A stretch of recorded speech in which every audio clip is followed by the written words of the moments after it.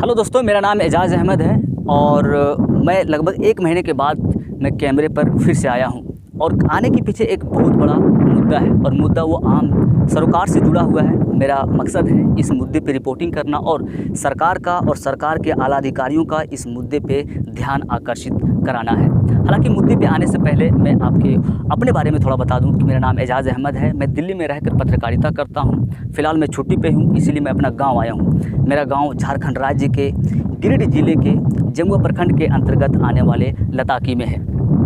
अब आते हैं मुद्दे पर। मुद्दा है सड़क। पूजा भट्ट और संजय दत्त वाला सड़क नहीं, वो सड़क जहाँ पे मैं अभी खड़ा हूँ, वो सड़क जो जनता से जुड़ी हुई सड़क है। आपको आप बताते हैं कि सड़क में क्या प्रॉब्लम है जिसकी वजह से मुझे रिपोर्टिंग करनी पड़ रही है। सड़क का हालत जैसा कि आप देख सकते हैं, मैं अपने कैमरामैन से कहूँगा कि थोड़ा विजुअल दिखाए यहाँ पे कि सड़क का क्या बुरा हाल बना हुआ है, जिसके वजह से लोगों को आने जाने में बहुत मशक्क़त करना पड़ रहा है। सिर्फ लोगों को आना जाना तो दूर है, यहाँ पे हर रोज़ एक ना एक एक्सीडेंट होता है जिसमें से किसी का हाथ टूट रहा है, किसी का पाँव टूट रहा है। लेकिन सरकार और आला अधिकारी जो कंसर्न अथॉरिटी हैं वो बिल्कुल नदारद है, मानो कि उन्होंने समस्याओं से, जन सरोकार की समस्याओं से अपनी आँखें मूंद ली हो।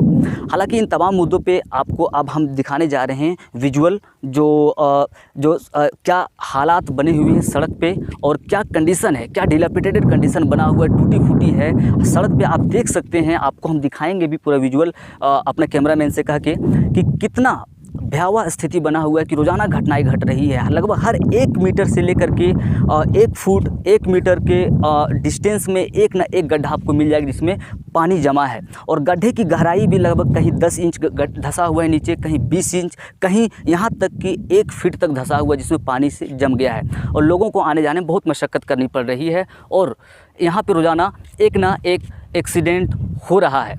तो आइए आपको दिखाते हैं क्या सूरत हाल बना हुआ है सड़क का।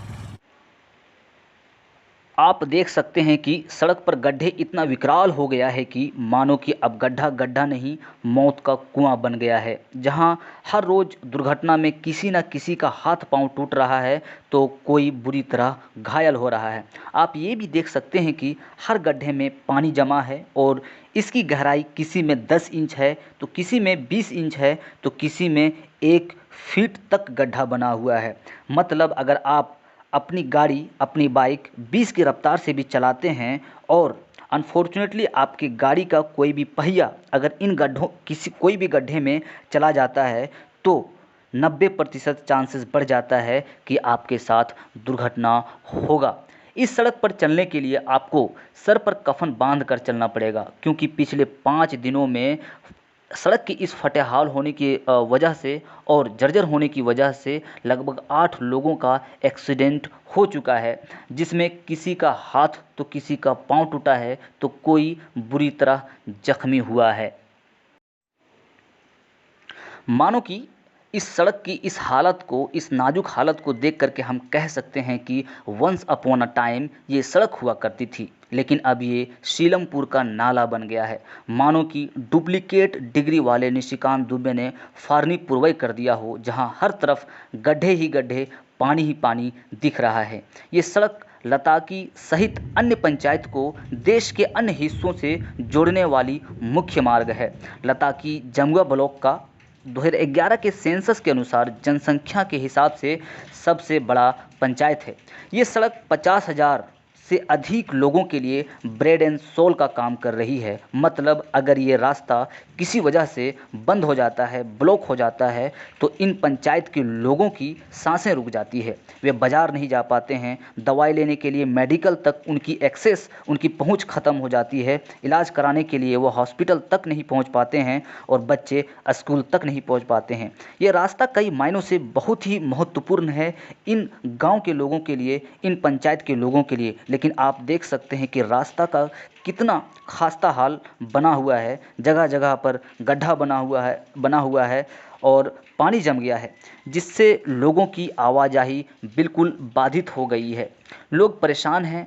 अगर स्थानीय विधायक भाजपा के केदार हैदर के पास लोग अपनी फरियाद, इस सड़क से रिलेटेड फरियाद लेकर पहुंचते हैं तो उन्हें मिलने का समय नहीं दिया जाता है, मानो उन्हें इग्नोर कर दिया हो। यह समस्या सिर्फ आज से ही नहीं है, बल्कि भाजपा के डबल इंजन वाली सरकार से ही है, लेकिन अब तक इस सड़क का निर्माण नहीं किया गया। इसीलिए वर्तमान सरकार हेमंत सोरेन की सरकार से लोगों की उम्मीदें हैं, लताकी पंचायत के लोगों की उम्मीदें हैं कि इस गंभीर मामले को जल्द से जल्द सुलझाने की कोशिश करें, संज्ञान में लें और इस समस्या का निदान करें, ताकि लोगों की ये जो आम जनमानस से जुड़ी समस्या है इसका निदान हो सके और लोगों को जो समस्याएं झेलनी पड़ रही है उनसे इन्हें मुक्ति मिले।